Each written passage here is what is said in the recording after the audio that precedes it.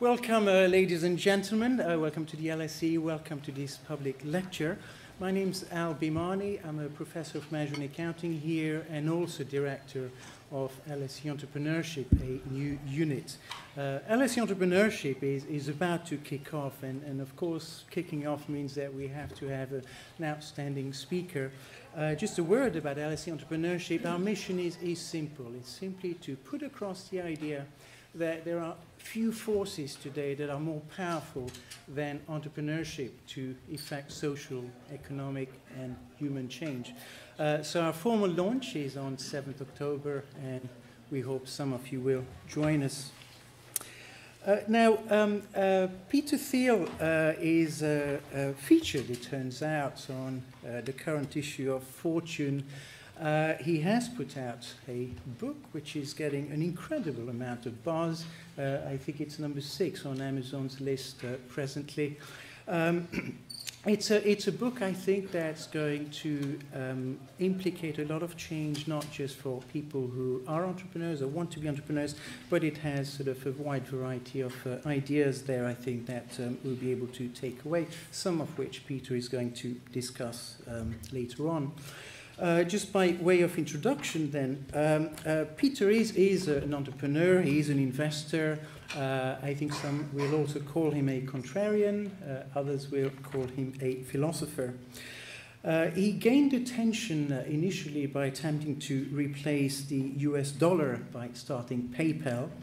That didn't altogether work out, but he did change the way that payments are made. He did open up avenues for all sorts of small businesses to operate on the internet. After taking PayPal public, he sold the company to eBay and became known as the dawn of the PayPal mafia. The reason for that is that many of his former colleagues started very successful organizations in their own right. So there is SpaceX, and there's Tesla Motors, and there's LinkedIn, and YouTube, and Yelp. Peter himself started Palantir Technologies, big data sort of analysis firm, very successful in getting national security contracts and starting to, I think, make important changes in global finance and other areas.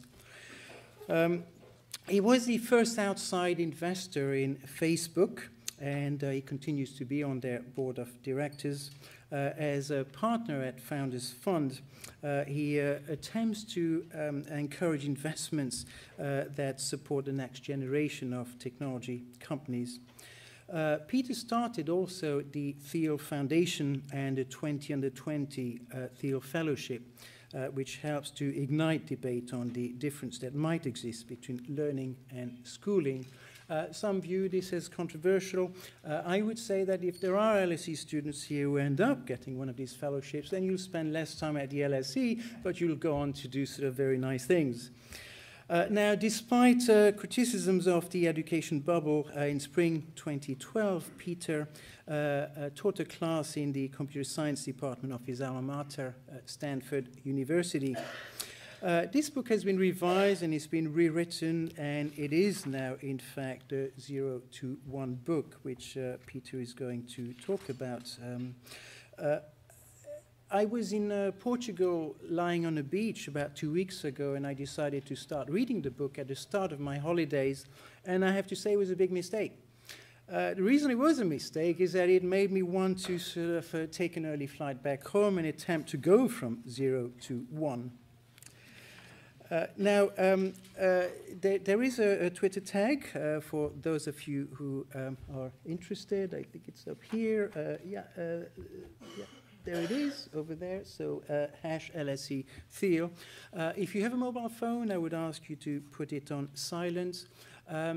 Peter's time is extremely limited today, so we're going to have a short presentation by Peter. We'll then have question and answers. There will be the opportunity for you to, if you want to, purchase a book and having it signed by Peter, but it does have to leave sharp at around a few minutes after 7. So that's when we'll bring the public lecture to a close. So let me then welcome Peter, who's going to talk about how to build the future.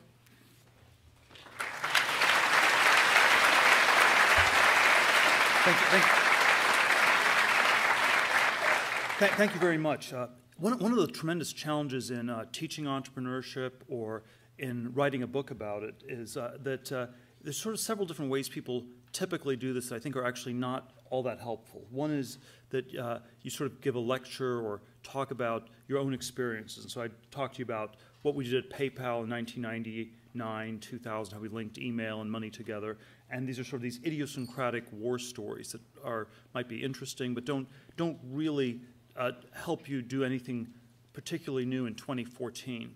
And then I think the other end of the spectrum is one where you basically treat business as a sort of pseudoscience, and you come up with a formula, and it's like, these are the 5 steps you need to follow, and if you follow these 5 steps, you will build a successful company.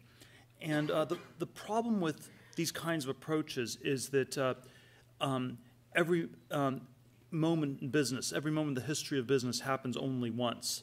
And the next Bill Gates will not build an operating system, the next Larry Page will not build a search engine, the next Mark Zuckerberg will not build a social networking site. If you're trying to copy these people, you're not learning from them. And so there are these sort of fundamentally paradoxical things about entrepreneurship, because the critical thing is always to try to do something new. And that's probably, and these 0 to 1 companies that I describe in my book are these companies that break through and do something new that has not been done before, and that is very valuable for the world and for the people who start these companies. So the sort of the touch point of 0 to 1 is this question of the uniqueness of these businesses, and that's sort of, so that's the thing that one has as a theme running through it. And I try to get at it through these various contrarian questions. One of them is, what great company is nobody building? A second one is, a more intellectual version of it is, tell me something that's true that very few people agree with you on, which is a sort of an interview question I like asking. And it turns out to be a shockingly hard question for people to answer, for I think 2 somewhat different reasons. One is because we've been taught that truth is conventional. Truth is things that a lot of people agree on. And so it sounds already incredibly hard to come up with a truth that no one is aware of or no one suspects exists. But secondly, even more important, it's always a very awkward sort of a question to answer, even if you have some ideas. If you're asking, if I'm in an interview and I'm asking this question, the correct answer is one that the person asking the question will disagree with. If the person who's conducting the interview says, yes, I'd already thought of that, that's a bad answer. And we live in a world in which courage is in far shorter supply than genius, and so there are sort of all these reasons these things are sort of often very underexplored. So my book gives a whole series of these answers that I've come up with over time, things that I believe to be true about business that that most people disagree with me on, and sort of my opening comments that I thought I would just maybe give three or so major of these themes from my book. The first theme is this idea that and I sort of frame it as and this is probably maybe the single overarching theme is that we think of capitalism and competition as synonyms, and I believe they are antonyms. I believe that a capitalist is someone who's in the business of accumulating capital. A world of perfect competition is a world where all the profits are competed away. So if you want to compete in a crazy way, you should open a restaurant. You will never make any money doing so. And at the other end of the spectrum, what I think everybody who is a founder or entrepreneur should aim to do is build a monopoly. And all the great companies that people have built are monopolies of one sort or another. And I sort of use Google as the extreme example on the other end, where it's an extremely capitalistic company.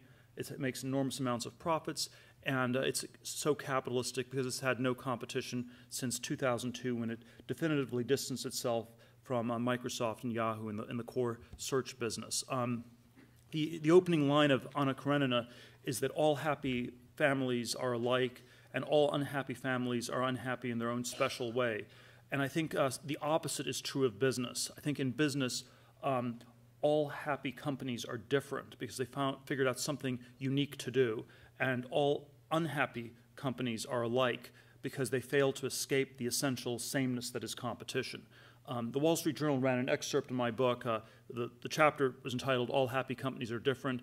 They sort of took the chapter and they retitled it "Competition is for Losers," which got a little bit more attention from people, and I think it's but it sort of really gets at sort of the core of this, because we normally think that losers are people who don't compete intensely enough. The people who are the losers are the ones who fail to compete really hard, and it's sort of like you have sort of a educational testing model, a grading model, sort of an athletics framework or something like that. A loser is someone who's not very competitive. And so if you say competition for losers, that sort of really gets at the core of this difference. And I think this monopoly versus competition idea, there's sort of an intellectual reason people don't understand it. And it's very poorly understood, I think, even in Silicon Valley, because the people who have monopolies pretend not to have them, and the people who don't have monopolies pretend to have them. And so it gets kind of confusing.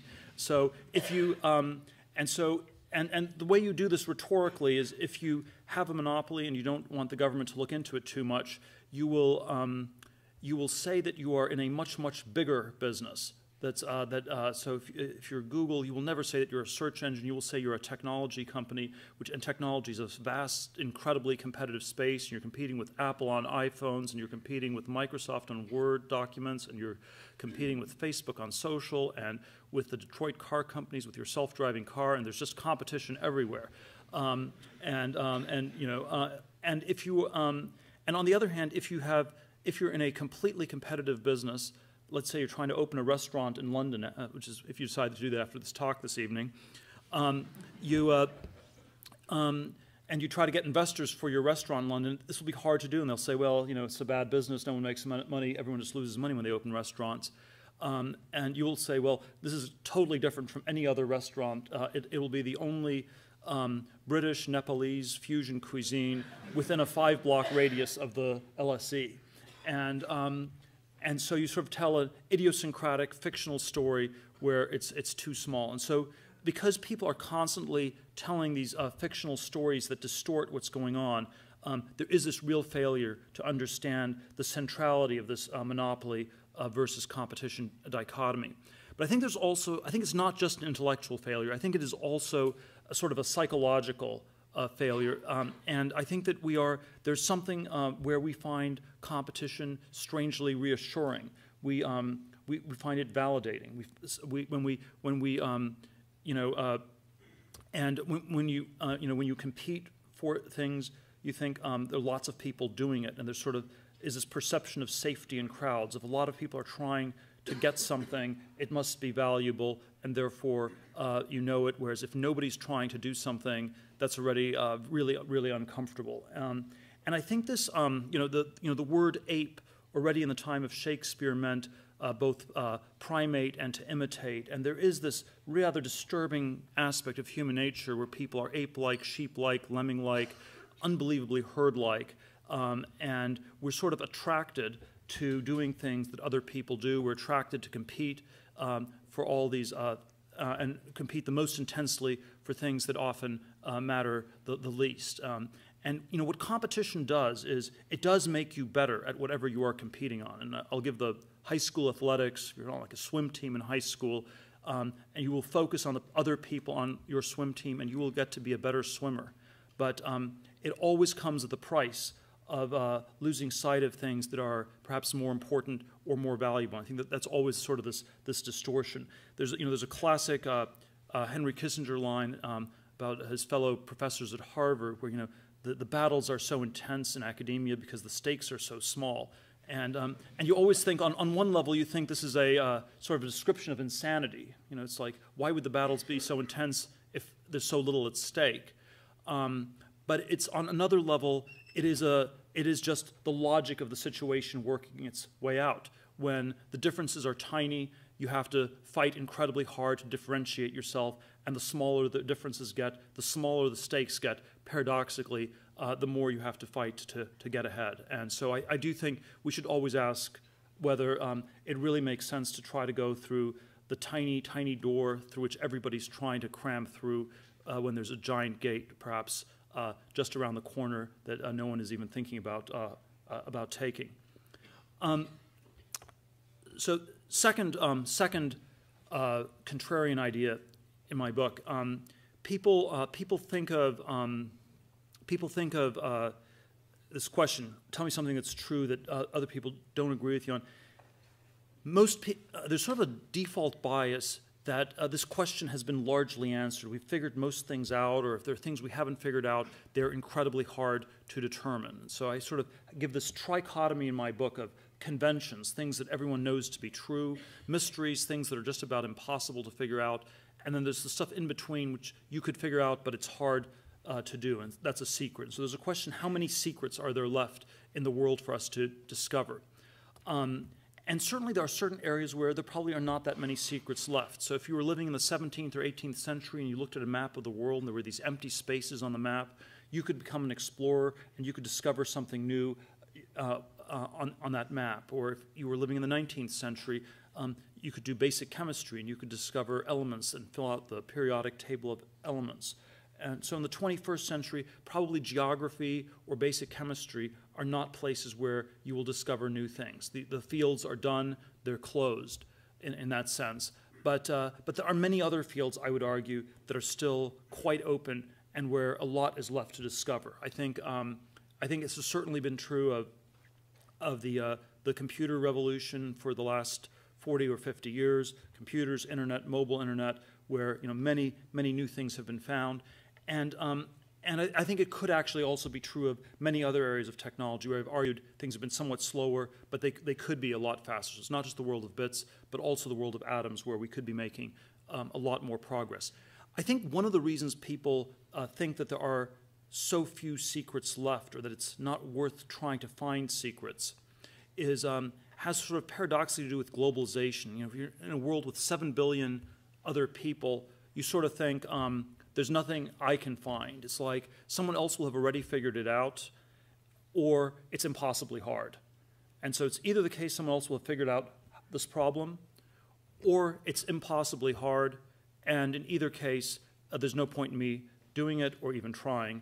And this sort of becomes a very self-fulfilling way in which people give up and do not try. And I think there is very often these great 0 to 1 companies have some core idea or research program or a set of things that people are really thinking about where they think there is something important they could figure out and understand. At PayPal, we were very focused on the intersection of cryptography and currency. Could you create a new encrypted digital currency? We didn't quite succeed in doing this, but by really thinking about that problem, it sort of focused us on coming up with some creative solutions in the payment space and helped us to build this company. And so I do think there's always this sort of passion for some specific vertical where you think you can discover new things that drives things. And I want to underscore that there are vast numbers of these secrets left to be discovered. It's not the case that all the low-hanging fruit has been picked. Maybe there was never any truly low-hanging fruit. It was always of intermediate height. It was always somewhat hard to figure these things out, but there's a lot like this that can still be done. Let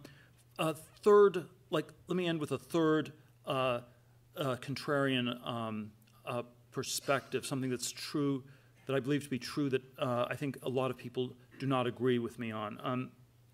One of the this is a little bit bigger picture. One of the things I contrast in my book is two modes of progress in the 21st century. I think we can have globalization and technology. Globalization I describe as horizontal progress, going from 1 to N, copying things that work.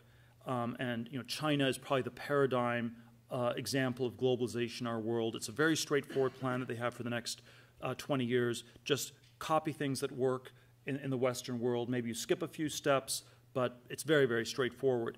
And I always draw this sort of on the x-axis. And then on the y-axis, I draw technology, vertical progress, intensive growth, doing new things, going from 0 to 1. And this is just to underscore this idea that technology and globalization are radically different concepts, and that they can, and they should not be used as interchangeably as they tend to get used. And if we think about the history of the last 2 centuries, there have been periods of technology and globalization and one or the other, and they don't actually always line up. The 19th century, I believe, was a period of enormous both technological progress and globalization. After 1914, globalization went into reverse, and there was less trade, less connections among the rest of the world, and the world sort of fragmented. Part of it became communist, on and on. Although technology continued to accelerate in many, many domains. And then I would argue since 1971, since the Kissinger trip to China, globalization has restarted in earnest, even though we've been in a world that's been somewhat more limited in technology. It's been sort of this cone around information technology in the world of bits, but somewhat less in many other domains. And so whereas the 19th century we had both, the first part of the 20th century we had technology, but no globalization, and the last 4 decades we've had globalization with more limited technological progress. And this shift is reflected in the way that we talk about the world. In the 1950s and 1960s, the world would have been divided into the first world and the third world. The first world was that part of the world that was seeing accelerating technological progress. The third world was that part of the world that was somehow permanently stuck. And today we would speak of the developing and the developed worlds. The developing world is that part of the world which is copying the developed world and converging to it, and it is basically a convergence theory of globalization. So this is a sort of developing-developed dichotomy, is a pro-globalization dichotomy. But it is also, I claim, an anti-technological dichotomy, because when we say that we're living in the developed world, we are implicitly saying that we're living in that part of the world where nothing new is going to happen, where it's done, where things are static, where we can expect decades of stagnation in the years ahead. We are saying that the younger generation should expect to have a living standard no better than and maybe worse than their parents. And I think we should, I think we need to resist this idea very strongly. We should not accept this idea that we're living in the developed world. And I think we should instead ask much more forcefully the question of how do we go about developing the developed world. Thank you very much.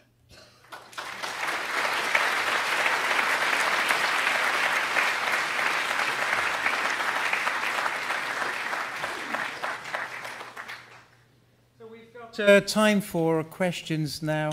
If there are roving mics, what I propose is that we have 3 questions at a time. If you can say your name and perhaps a word or two about who you are, you need to keep it related to, I think, what Peter's talked about. No pitches about anything like that. But let's. I think there was a hand up there. Yeah. Hi, my name is Reed Roberts. I'm a chemist, so I've done my PhD, so it's not quite as bad as starting a restaurant, but almost. My question is, I think you mentioned Nick Bostrom towards the end of your book. Are there any ideas, sort of 0 to 1 transitions that you think we shouldn't be making? Can you see any that you think would actually be sort of net harmful to the world? Okay, and we'll take, okay, we'll take one here.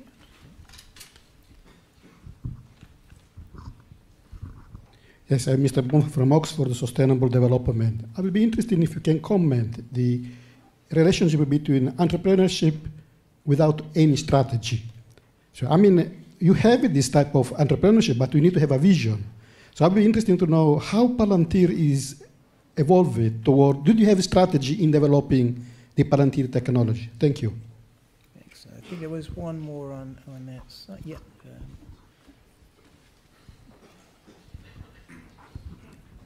John Dotz. In the Reddit AMA you made a really interesting point, I thought, about scientific research being limited by aggression's law. I wondered if you see that also applying in entrepreneurship, both in investment and aspiration. Thank you. Wow, all right, these are really cool questions. So let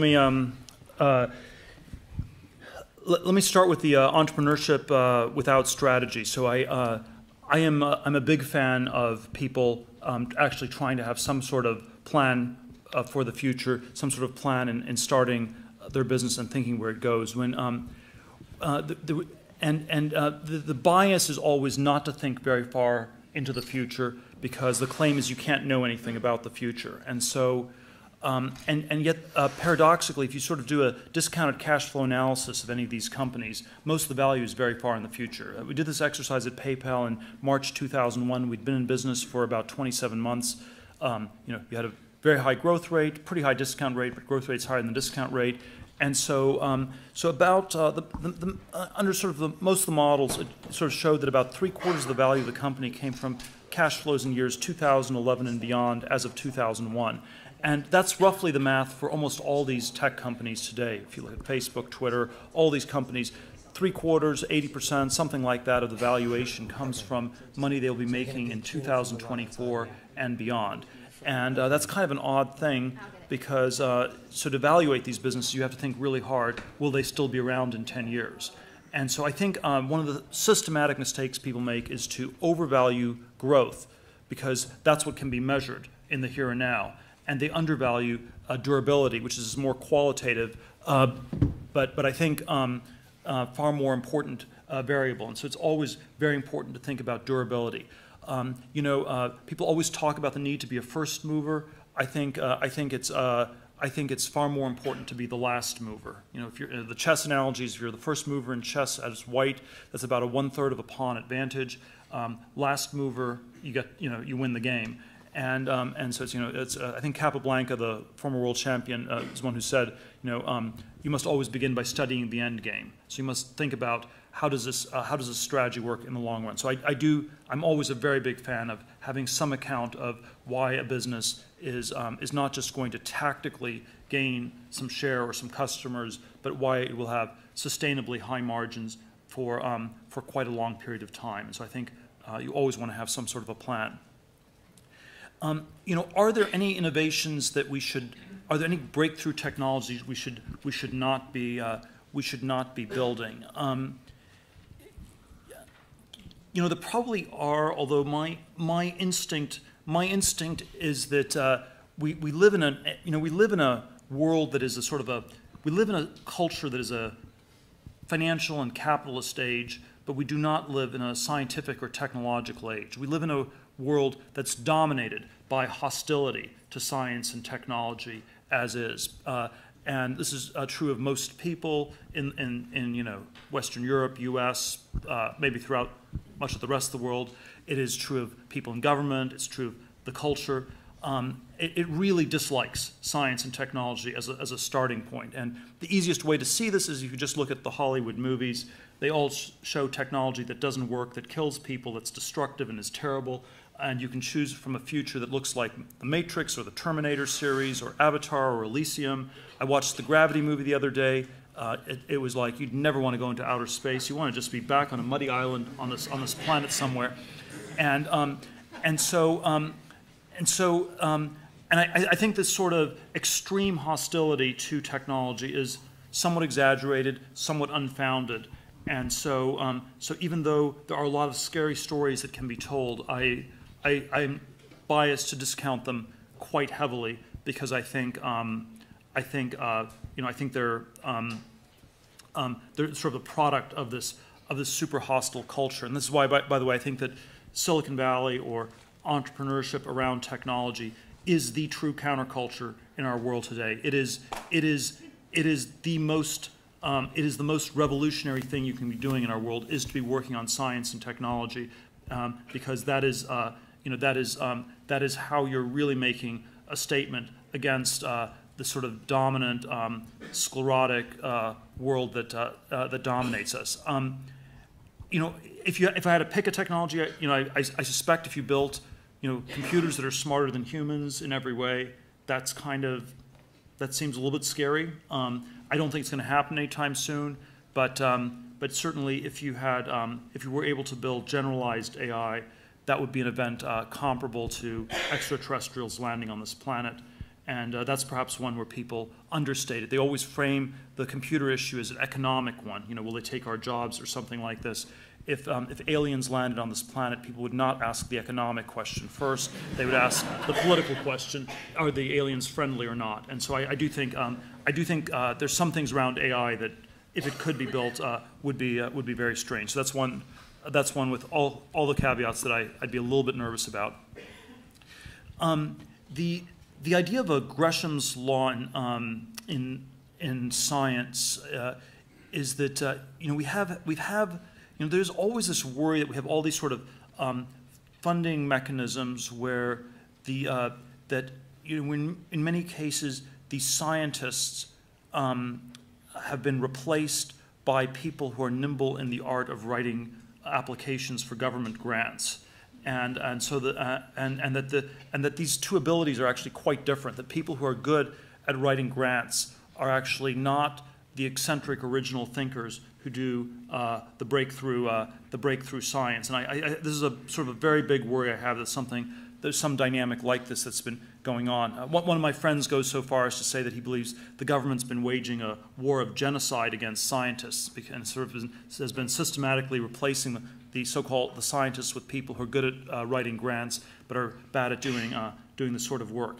And there's obviously a version of this question in entrepreneurship as well, where are there people who are maybe just very good at pitching their companies and getting funding for their companies, but whose companies don't actually make sense? So are the great companies often started by people who maybe are somehow worse at explaining them or something like that? And I do think there's a version of this, although on the business side, you always have this very tricky combination of a technology and a communication of a technology, and I'm still a very big fan of the two-person founding team, with one person being the scientific or technological person, and the other person being the sales person, the business person. And this is very different, of course, from a university context where everybody's on your own, and you have to be simultaneously a scientist and a salesman, even though these two things are very contradictory. And I think the scientist and politician, it's like a philosopher king in Plato. It's a philosopher's interested in the truth, a scientist interested in the truth. A king or a politician is someone who has a very attenuated relationship with the truth. And so combining these in one person is always a problem. In a startup, you can at least keep the two roles separate. And so I'm a big fan of trying to do that. Okay, that's very good. Thank you. Perhaps we'll take some questions from the top. So we've got one over there.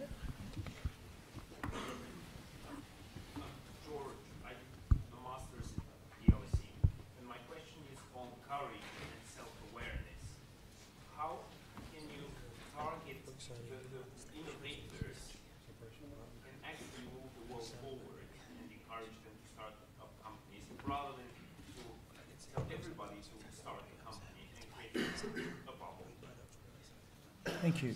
And we had one over here.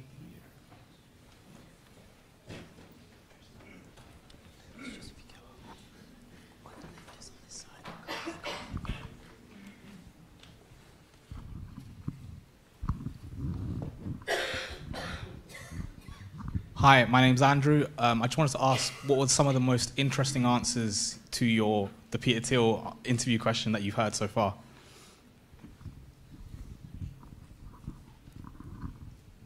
Okay, and we have one at the top. Sorry, I'm making you run around. That's it. In your book, you mentioned, you talk about, and you just mentioned about monopolies. Is it possible, and the idea behind this is to make profits that can help invest in future technologies. So can companies who make tremendous amounts of profit in a competitive environment or in an oligopoly, such as Airbus or Boeing, and in competition like Apple, can they not innovate? And another one on do you see any secrets left in the infotech field? Thank you.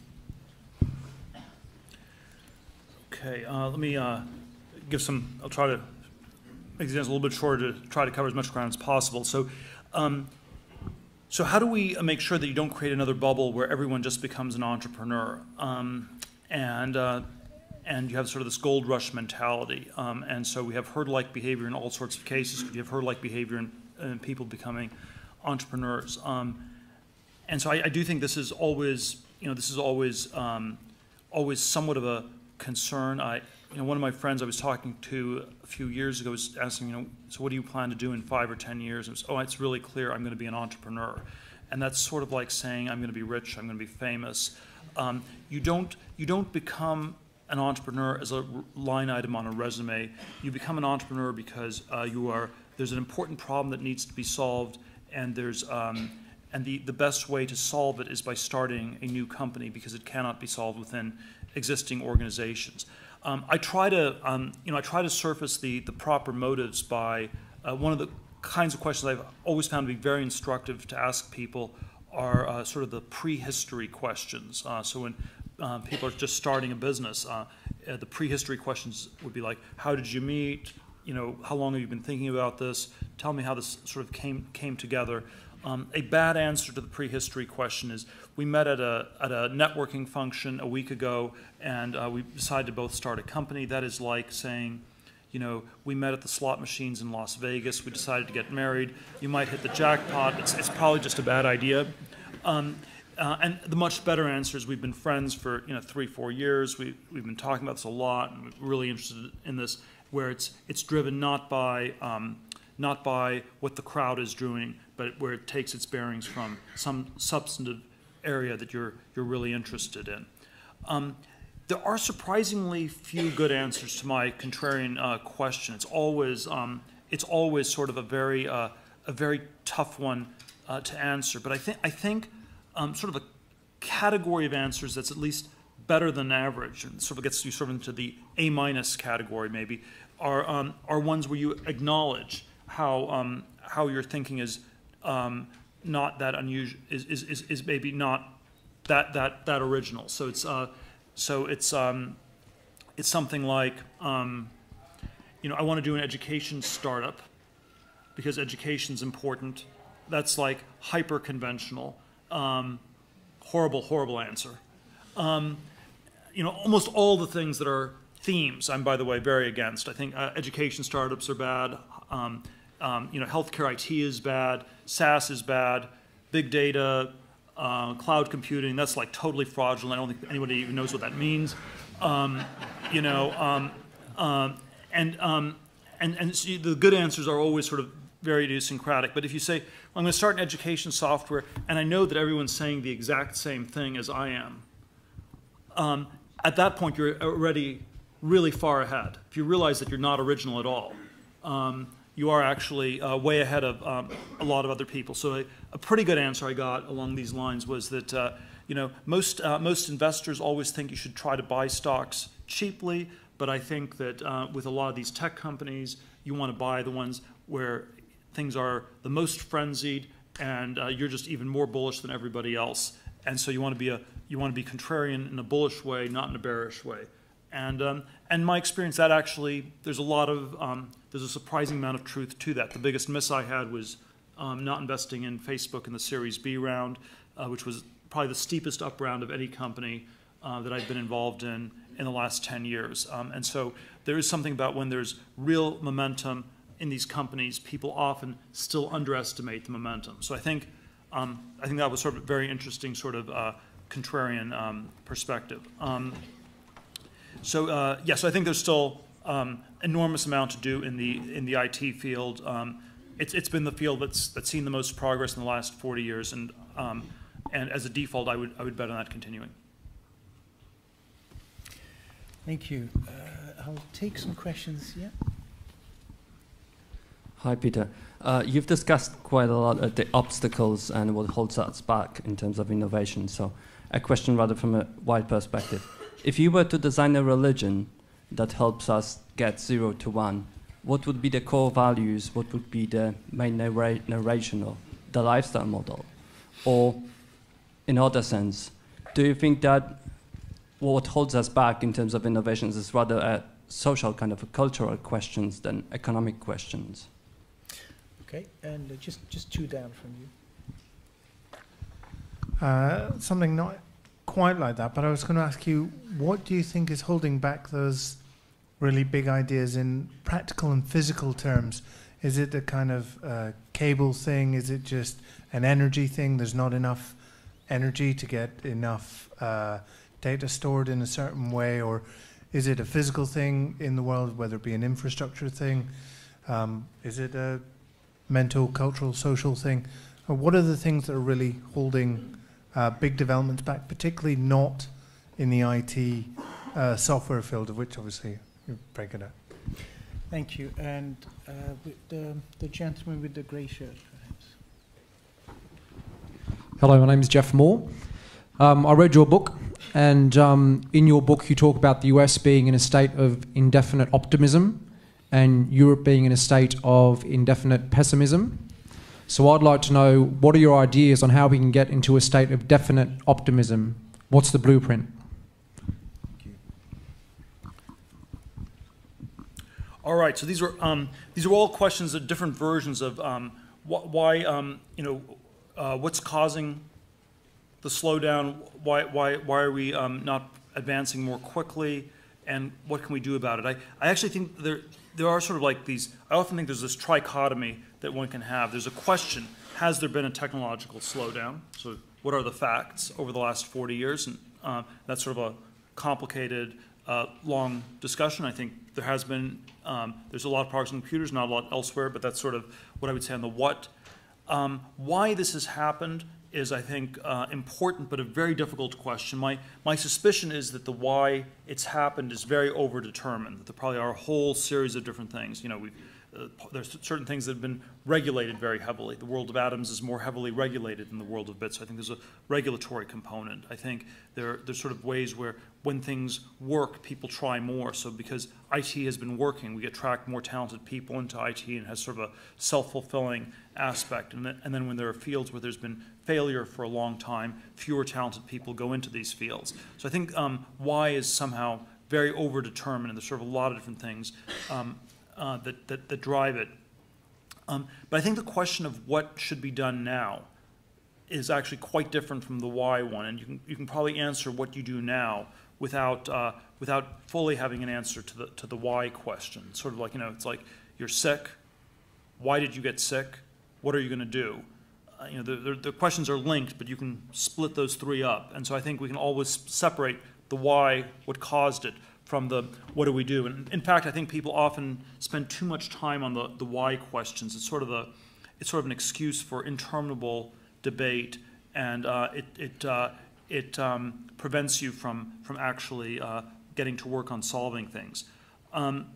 So my basic answer is the way you get back to the future does not involve, some sort of massive social transformation or trying to create some new religion or some new political order or anything like that.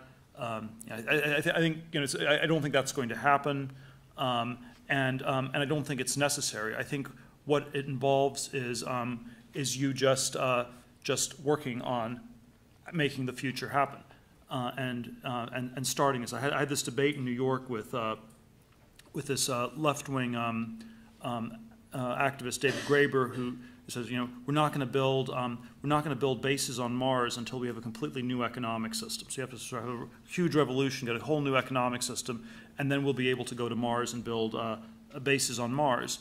And I would say, if you want to build bases on Mars, the way to really start doing is you start by building bases on Mars. And this is sort of what my PayPal colleague Elon Musk set out to do in 10, 12 years ago when he started SpaceX. He started talking to various rocket scientists. How would we get to Mars? What would we do? And then you sort of start thinking about that, and you sort of gradually build a company around that. The SpaceX slogan is Occupy Mars, sort of a little bit different from the Occupy Wall Street movement. And that's how you, and it's not a political or cultural or religious thing. And I think the more general thing I would argue is that because technology is so countercultural in our time, and if you're trying to build towards a definite future that's different, you have to convince a few people of that. How do you and you can convince a small number of people. You can start a new company, a small new company, and start going in a different direction, it's much harder to convince large masses of people in our society. And so I think it's, and this is why I think there's so much room for startups, and why so much of this of progress will be driven by new small companies. There's no theoretical reason it has to only be new small companies. You could also imagine it being large companies or large nonprofits or large government agencies. But because we live in a world in which people, by and large, do not believe in the future as a definite concept, that actually limits the ability of large organizations to work towards a definite future. You know, in the U.S. context, it would be impossible for the U.S. government to do a Manhattan Project today. It would be impossible to do Apollo. You know, a letter from Einstein would get lost in the mailroom in the White House. You know, it would be treated as a joke. Who is this man who thinks you can do all this stuff? This is so ridiculous.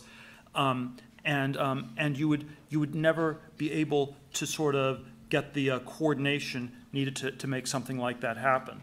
And that's why I think progress will happen in small organizations. And if it can't happen in small organizations, it won't happen at all. Thank you. I think we'll have one last round, and I'm looking for gender diversity. So perhaps the lady here.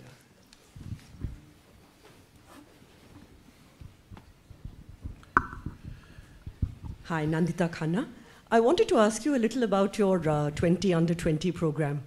You've been running it for a few years now, and do you feel it's been a success?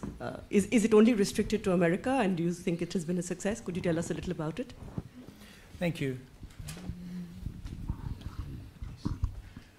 Maybe somebody from, yeah, maybe that gentleman.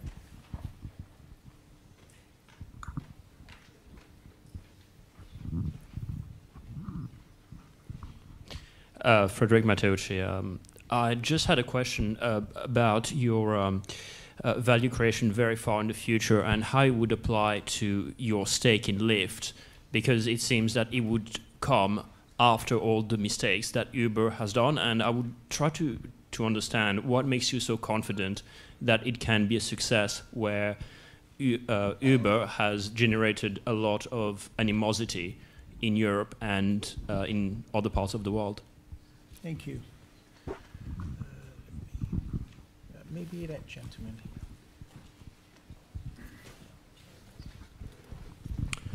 David Wood, London Futurist. I want to go back to your comment that all we need to do is to just get on and get things started and build a small business, and rather than worrying too much about legislation and regulation. But aren't there examples of companies being unstuck because of regulatory authorities getting in their way? 23andMe, for example, or other medical improvements which aren't allowed to be brought into market because of offending the FDA. So isn't there a role for at least some change in the regulatory environment to enable this entrepreneurial spirit to fly more highly? Thank you. All right.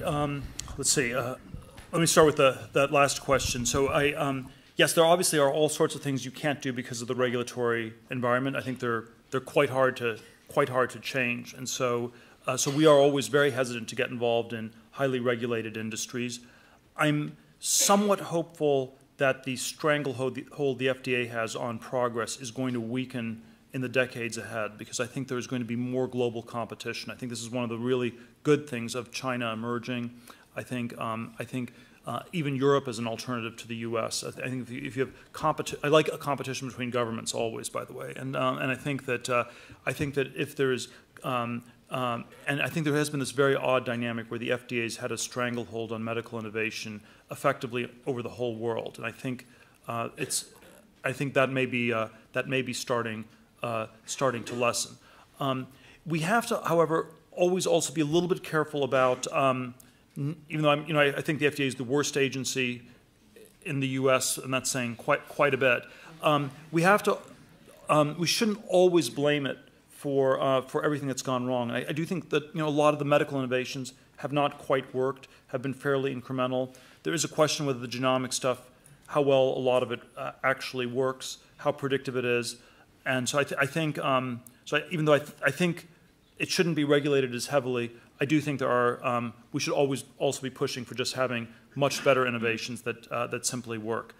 I have to be careful what I say on Lyft and Uber. I'm very biased here since I'm an investor in Lyft. So full disclosure, very, very biased. I think that Uber is the most ethically challenged company in Silicon Valley at this point. And you know, there are sort of all these questions about what kind of behavior is appropriate in business and where you push the line. You know, I'm not sure it will hit the wall in quite the same way in which Napster did in sort of basically going after everybody. But I think that you know, my own sense is that Uber is right on the cusp of pushing the envelope about as far as it could be, and there certainly is certainly one of the dimensions in which you can try to differentiate yourself is to be a more ethical company, and there are cases where that matters a lot. The 20 Under 20 program, I think, is tracking quite well. We're in the 4th year. We've had 83 people started or completed. They've raised about 60 million in venture capital. It's you know, a number of the businesses are starting to track towards you know, Series B, 100 million valuation type rounds, and so I think it's, you know, there are definitely some things we've learned that we're going to be improving in the years ahead. But we've gotten sort of more applicants every year than the past year, and it's really been inspiring, the talented people that it's attracted. You know, it was not really my intent with the program to sort of trigger this much larger debate about the nature of education and what is going on, but I do think it generated a lot of interest because there are these tremendous concerns about what's happening with the university systems, and there's sort of a sense where people are, you know, incredibly heavily vested in this. And I'm on record as saying that I think we have a bubble in education in the United States. We have $1 trillion of student debt, and it is a very tricky question. And you know, and part of the reason we have this bubble in education is because people cannot imagine any alternatives. They can't think of anything else to do. You know, it's like you go to Yale or you go to jail, or, you know, it's just all these different, there's sort of all these different variations like this. So, you know, and I don't actually believe that there will be sort of like a single alternative system in the future. You know, I don't believe everybody should be an entrepreneur. I don't believe everybody should start a business in the 20 Under 20 program. You know, so I think there will be no unitary future. The analogy I've used is I think the universities today are in a crisis that's maybe comparable to that the Catholic Church faced, say, 500 years ago. It's a sort of a universal form of knowledge. It's somewhat homogenous. You know, there are some small differences between people in different places. There were differences between the Franciscans and Dominicans, and they had all sorts of debates. And you have this sort of priestly or professorial class that is costing more and more. There's sort of an indulgence set of systems that were set up, and you're basically told that you know, the only way you get saved is you know, through the Catholic Church. Or the only way you get saved today is by getting a diploma. If you do not get a diploma, then you will go to hell. And I think the somewhat disturbing message that I have is that like that of the 16th century reformers, is that you know, there is actually no institution that will save you, and that you have to figure out how to save yourself, which is not a message people want to hear. But that's probably that's sort of what I think people will understand that clearly in a post-education bubble world. Thank you, Peter. I think we'll have to close now. Peter's on a very tight schedule. I'm sure you'll join me in thanking him for his ideas.